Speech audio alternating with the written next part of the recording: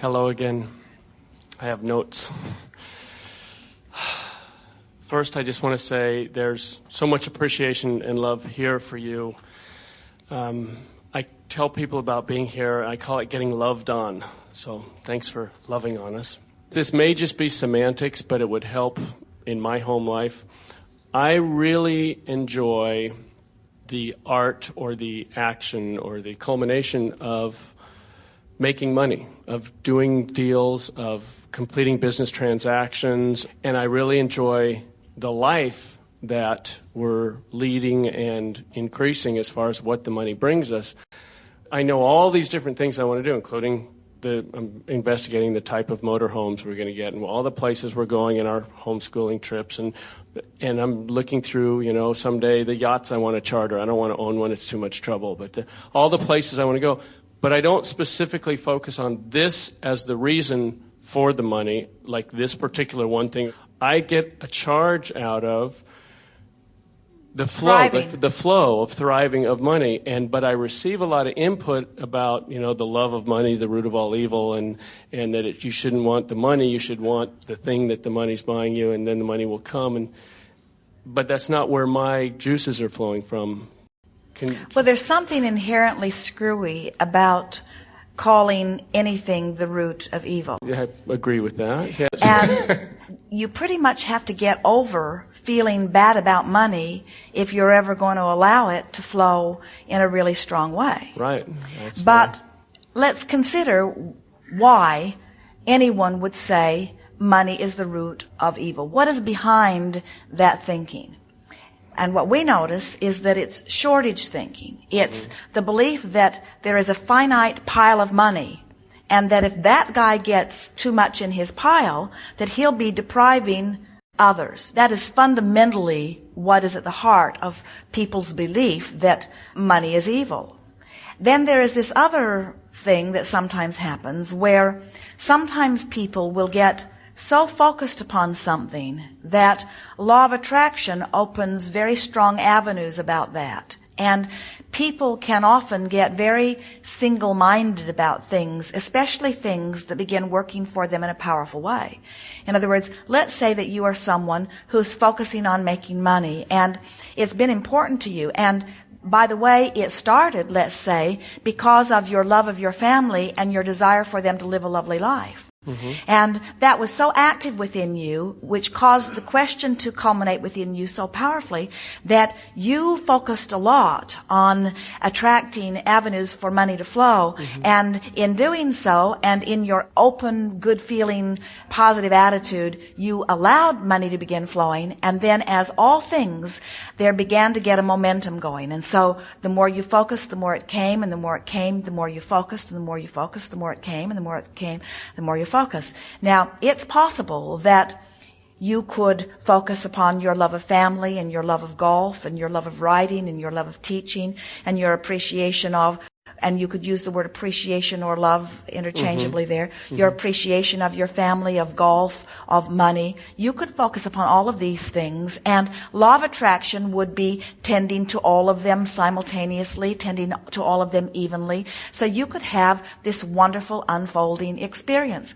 Or you could be so single-mindedly focused upon dollars that law of attraction is predominantly giving you evidence about that, and then other things in your life could begin to feel neglected. And those neglected people are the ones that coin the phrase greed or workaholic, because they feel deprived of something they want, and they feel jealous of the thing that has the attention that they want. That's where that philosophy gets started. Now, we don't necessarily mean that that's the vibration that is in the heart of the one who's speaking it to you, because a lot of people just pick up things. Yeah. We would make peace with outrageous abundance. Absolutely. Because there is a vortex that is as wide as you can allow it to be. And there is something to be said, and we have in fact said, that you are more likely to have a pure vibration and attract more abundance if you leave money out of the equation. But it's not because money is evil, it's because most of you have very resistant vibration around the subject of money, because you've heard things like money is the root of all evil. But it isn't because it is the root of all evil that we want you to leave money out of the equation. It's because it messes up your vibration, usually. Right. So we think that most people are healthier in just desiring something and asking the universe to bring it, and the universe can bring it in whatever way the universe wants to bring it. But usually the path of least resistance is through the avenue of money, because economy is so well understood by most of you, you see. Right. There's no right or wrong in that. As I asked the question, I realized it was me getting over anyone else's response to my love of Now that the abundance. was what we were about to say to you. So you are receiving directly. In other words, that's the most important thing. You can't be bothered by anyone else's hang-ups about anything that you are doing. Right. You just got to love them anyway. Right. Well, thank you. And I just want to say that it's going to leading edge to places I haven't been before. Our sons listen to your tapes every night. And every time we're out of connection, they make sure we know it. It's pretty interesting lifestyle we're leading there. So sometimes I'm less grateful in the moment than others, but for the most part, there's much love and appreciation. Thank you so much.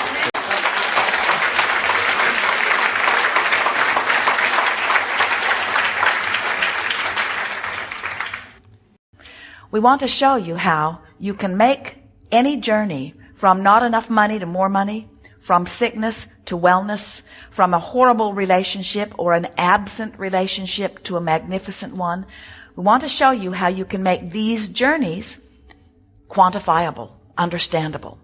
Because until you understand whether you're pointed in the direction of what you want or not, then you're just floundering out there. And what we see with so many is you move from despair to anger, despair to anger, despair to anger, despair to anger, despair to anger, despair to anger, despair to anger.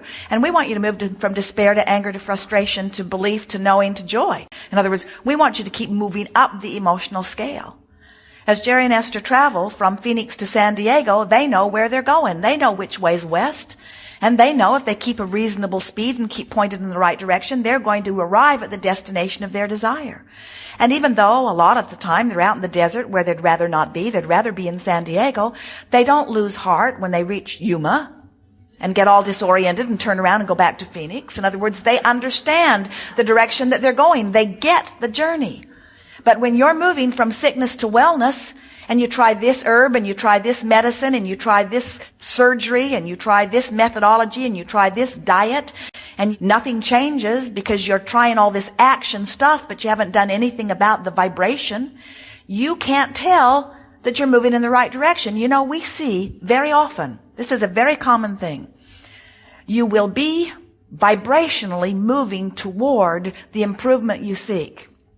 But because there is no evidence yet, you freak out and turn around and move in the opposite direction again. 99.9999999999% of every creation is complete before you see any physical evidence.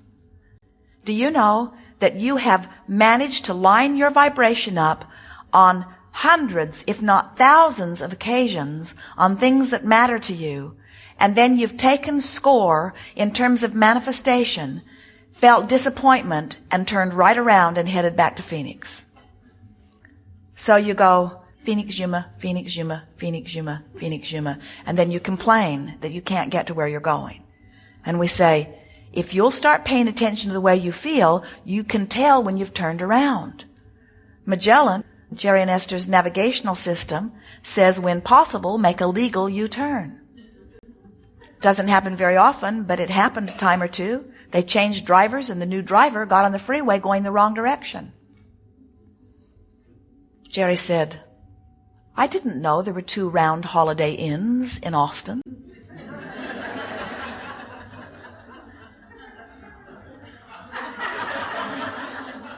And then Magellan says, when possible, make a legal U-turn.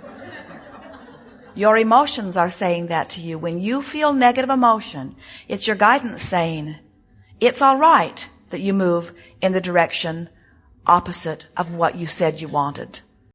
There is no repercussion in the heaven waiting for you.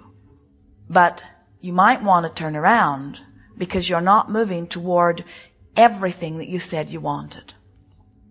We have to tease you a little bit because it's quite interesting to us that so many humans have somehow got sideways of the idea that good feels good. It seemed like a perfectly viable plan.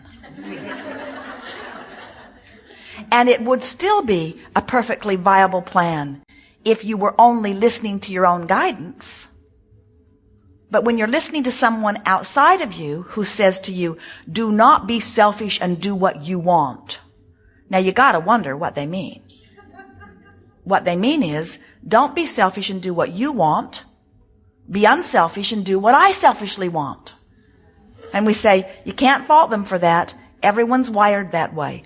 Every consciousness in the universe, which includes humans, it includes animals, it includes the one-celled amoeba, it includes every cell in your body, every point of consciousness must preserve self. And the system works great, because if every point of consciousness is doing what's best for it, then the whole is thriving, you see. Do you know? No human, no anything, but it's only the humans that we need to counsel in this way. No human would ever do anything to harm another if he or she were connected to Source. Would not be. Because when you're connected to Source, you're empowered. You don't feel insecure. And when you don't feel insecure, you don't need to do something to somebody else that you're afraid of, because you're not afraid.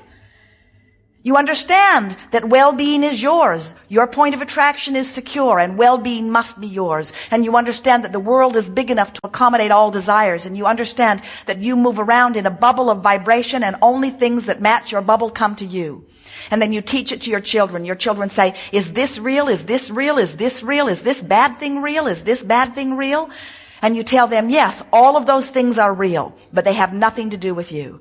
Just because they're real doesn't mean they can pounce into your experience, because there is no such thing.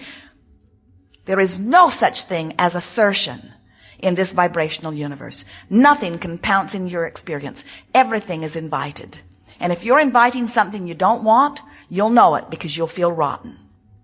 And if you're inviting something you do want, you'll know it, because it will feel so sweet when you focus upon it. Well, we are done.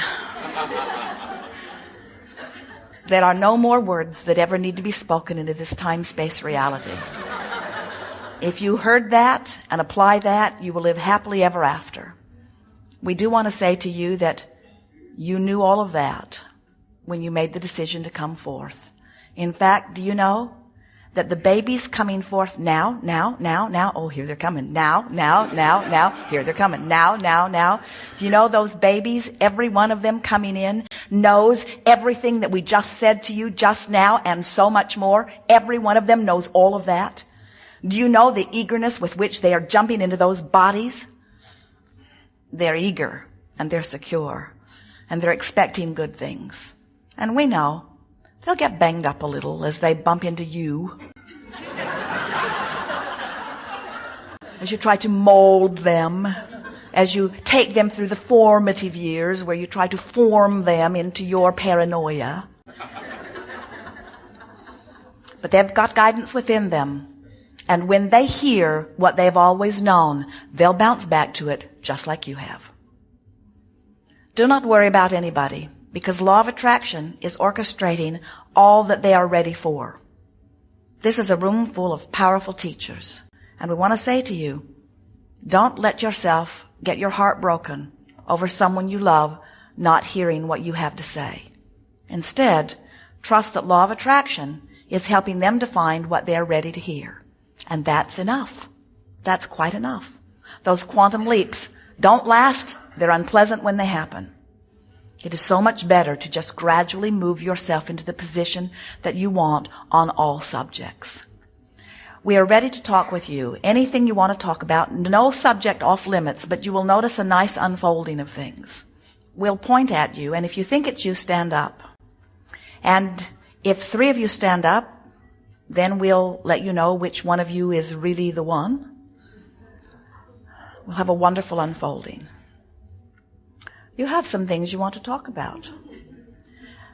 First, if you'll come forward. Second. Third, stand if you think it's you. Yes.